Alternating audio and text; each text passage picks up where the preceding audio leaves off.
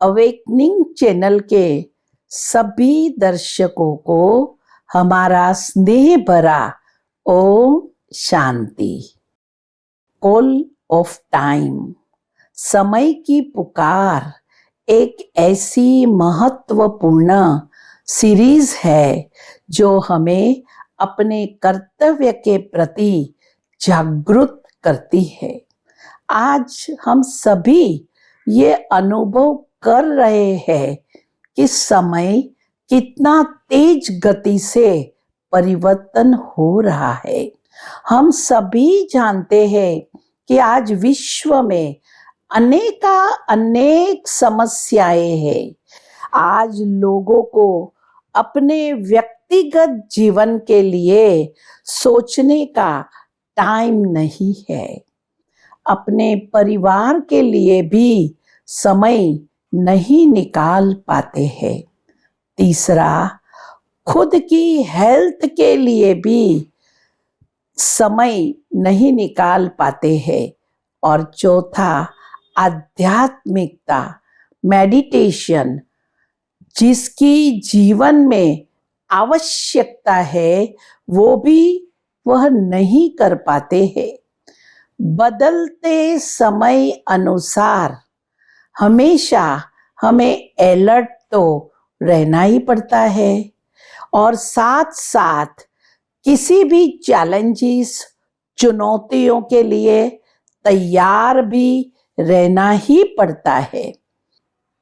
संसार में ऐसा कोई व्यक्ति नहीं होगा जिसके सामने चैलेंजेस ना आई हो, और ऐसी कोई चैलेंजेस, चुनौती नहीं जिसका समाधान ना हो सका हो। जब मन कमजोर होता है तो परिस्थितियां समस्या बन जाती है। जब मन स्थिर होता है तब परिस्थितियां चुनौती बन जाती है, और जब मन मजबूत होता है तब चुनौतियां एक अवसर, अपॉर्चुनिटी बन जाती है।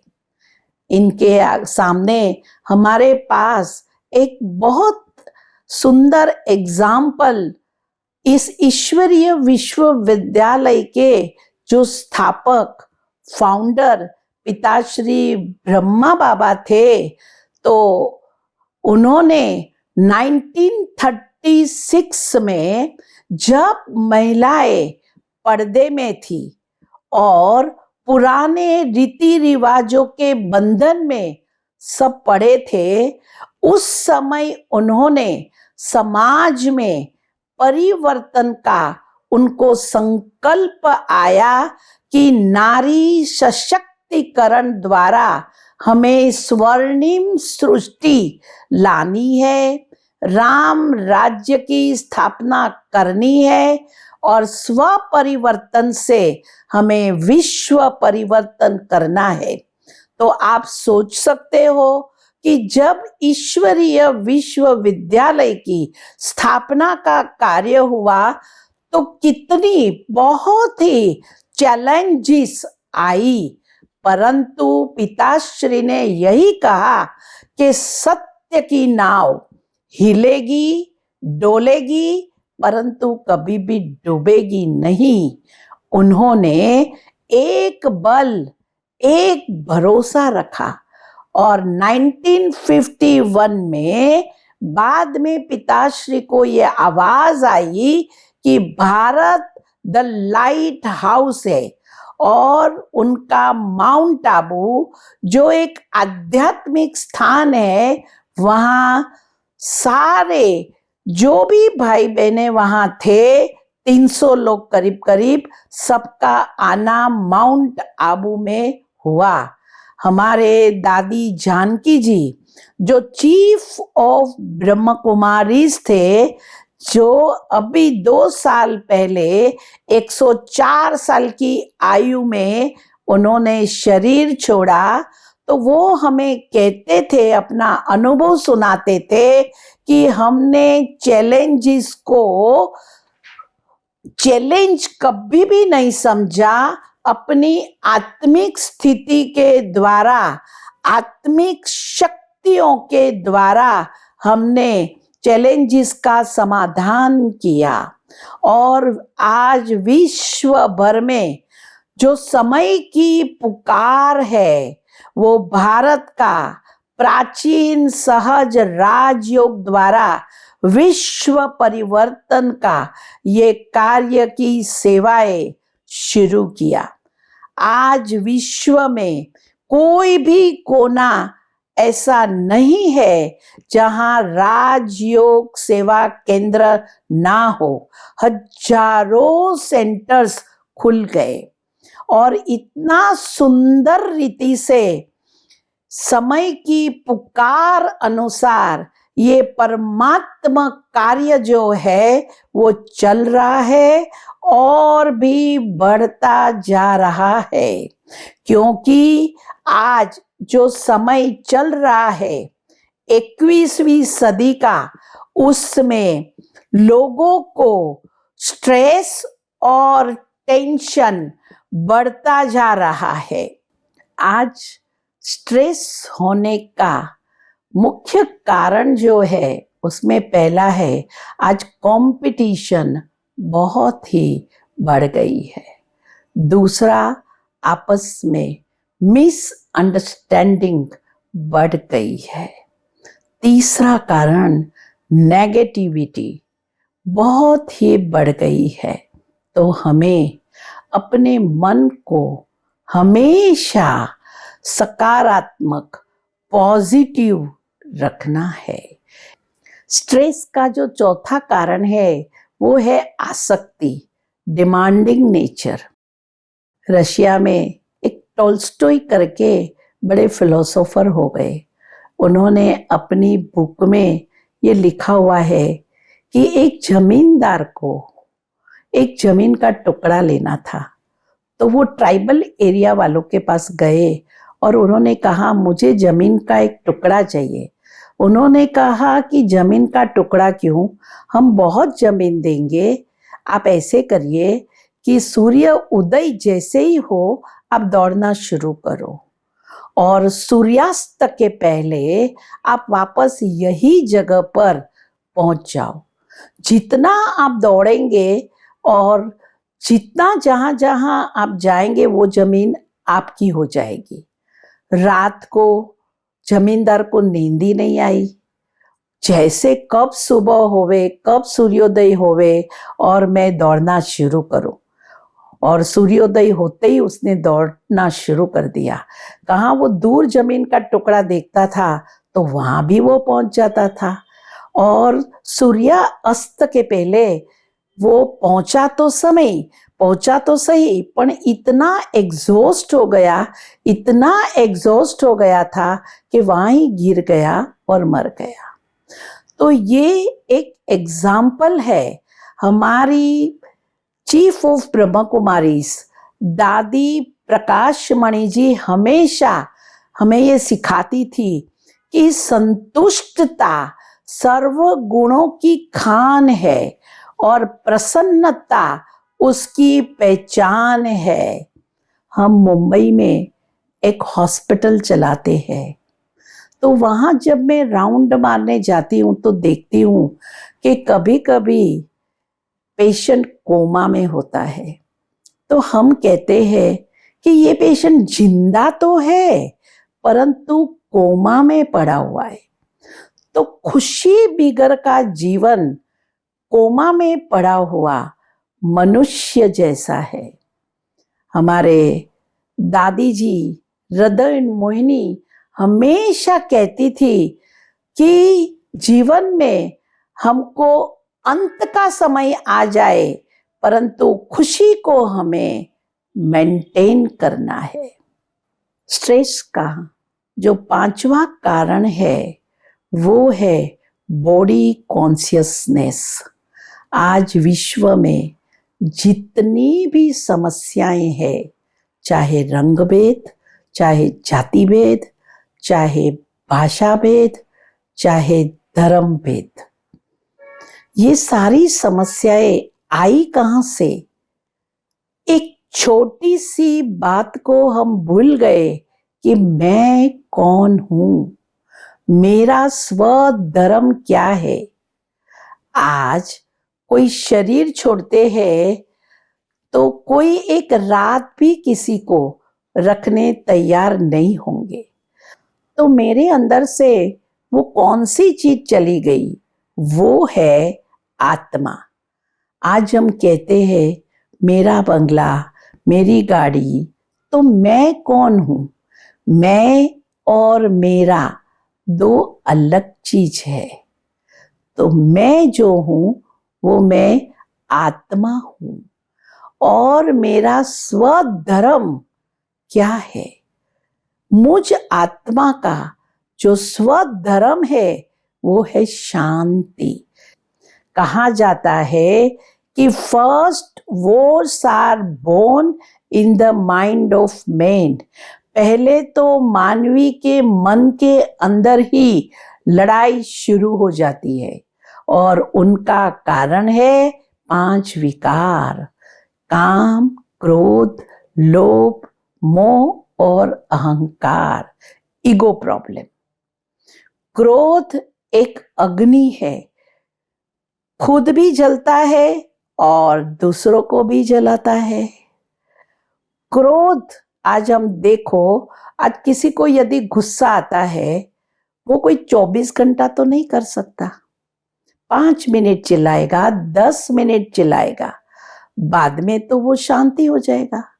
आप पानी को कितना भी गर्म करो, परंतु पानी का ओरिजिनल जो स्वभाव है वो है शीतलता।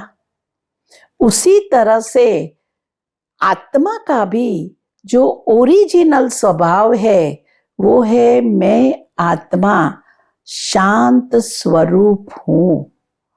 तो मैं इतना ही कहेंगी कि क्रोध जो है वो तो उनका विकृत स्वरूप है। तो आज गुस्सा, क्रोध नहीं आवे, इसलिए हमें क्या करना चाहिए? सामने वाली व्यक्ति को माफ कर देना चाहिए। हमारे दादी जानकी जी हमेशा कहते थे कि फॉरगेट एंड फॉरगिव। सबको क्षमापना की आप अपने अंदर भावना रखो। क्षमा जो है वो एक शक्ति है। क्षमा जो है वो एक स्वतंत्र मूल्य है। और 5वां, जिसको हम कहते हैं ईगो प्रॉब्लम, अहंकार। अहंकारी मनुष्य सदा ही स्वयं को राइट और दूसरों को रॉन्ग समझता है। यही स्वभाव, कहेंगी, अहंकार तनाव की उत्पत्ति करता है। तो आज तनाव मुक्त जीवन के लिए आध्यात्मिक शक्ति और योग की आवश्यकता है।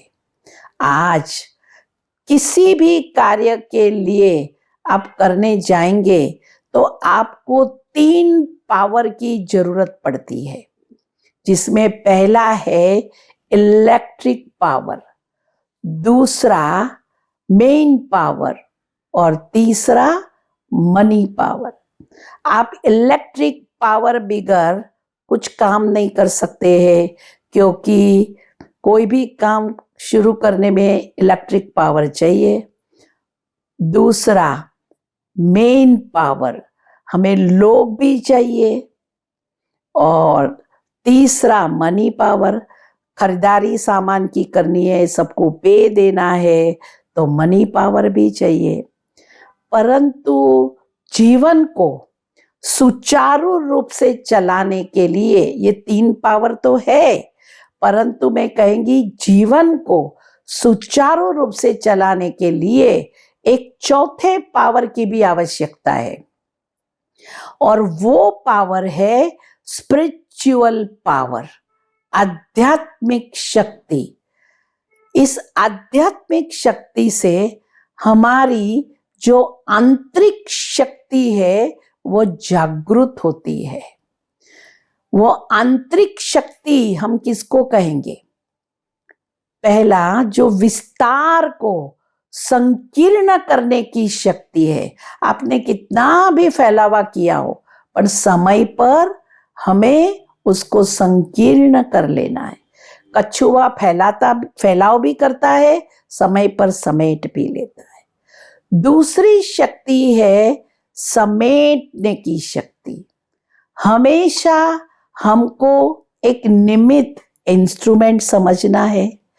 करावनहार कार्य कराता है, हमको निमित्त होके उस कार्य को करना है और सदा हमारे अंदर हमें ट्रस्टीशिप की भावना रखनी है।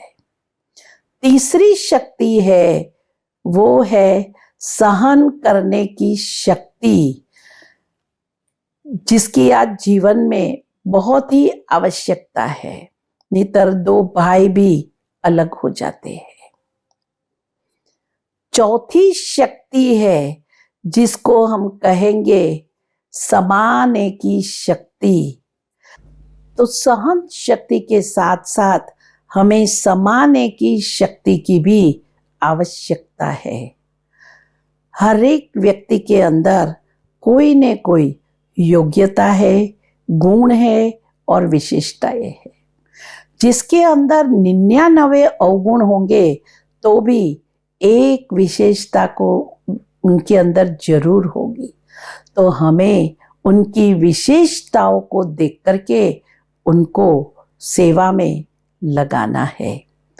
परंतु आज प्रैक्टिकल में, आज के समय में हम देख रहे हैं कि आज एक समाने की शक्ति माना एडजस्टमेंट पावर न होने के कारण उनका बैलेंस जो है वो टूट जाता है, जिसके कारण आज suicide tendency, personality disorder, anxiety, confusion, depression और स्ट्रेस सबका बढ़ जाता है। तो समाने की शक्ति की आज बहुत ही आवश्यकता है, जो हमारे अंदर योग शक्ति से वो आती है। साथ साथ मैं कहेंगी कि परखने की और निर्णय करने की शक्ति, जिसकी भी हमें बहुत ही जरूरत है, क्योंकि ये दो शक्तियों से हम जीवन में सक्सेसफुल मैनेजमेंट कर सकते हैं और जीवन में सफलता को प्राप्त कर सकते हैं। ऐसे ही सामना करने की शक्ति, पावर टू फेस, जीवन में परिस्थितियां तो आती ही रहती है, सिचुएशन आती ही रहेगी और समय अनुसार बदलती भी रहेंगी। तो कैसी भी परिस्थिति, कैसी भी सिचुएशन आए, पर हमें अपनी स्वस्थिति, अपनी मन की स्थिति को खराब नहीं करना है। कठिनाइयों को भी जान लेने दो कि आप उससे भी ज्यादा कठिन हो। और मैं कहेंगी लास्ट में सहयोग की शक्ति। आप देखिए, सहयोग के अंदर योग शब्द जो है वो समाया हुआ ही है। तो आज हर व्यक्ति अपना जीवन खुशनुमा, खुश मिजाज, श्रेष्ठ बनाए। आज हम कहेंगे हमें कौन सा सहयोग चाहिए, तो मैं कहेगी कि व्यक्ति से ही परिवार बनता है, अनेक परिवार से ही गांव बनता है, अनेक गांव से शहर बनता है और अनेक शहर से एक देश बनता है, अनेक देश से एक विश्व बनता है। तो मैं अंत में यही कहेंगी कि आज समय की पुकार यही है कि हमें स्व परिवर्तन से विश्व परिवर्तन कर एक सुंदर सतोप्रधान श्रेष्ठ भविष्य की ओर हमको पदार्पण करना है। तो हमें पहले अपना जीवन श्रेष्ठ बनाना है, परिवर्तन करना है। ओम शांति।